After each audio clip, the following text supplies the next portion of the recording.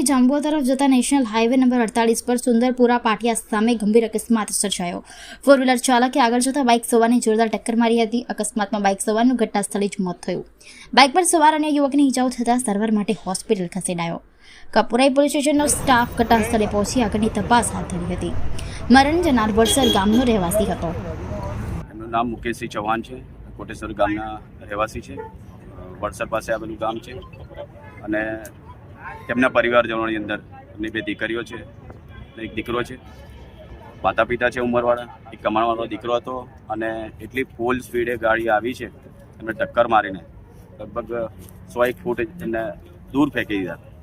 ગાડીની સ્પીડ હશે લગભગ 140ની આસપાસની સ્પીડ હશે। તો આ કમાવનારા દીકરાનું મૃત્યુ થયું છે, એનો જવાબદાર કોણ? અને યોગ્ય ન્યાય મળે અને ટ્રાફિક નિયંત્રણમાં એટલો નિયંત્રણ રહે કે આવો કોઈ દીકરોનો જીવ ના ગુમાવવો પડે। તમારું નામ? મુકેશસિંહ રાજપૂત।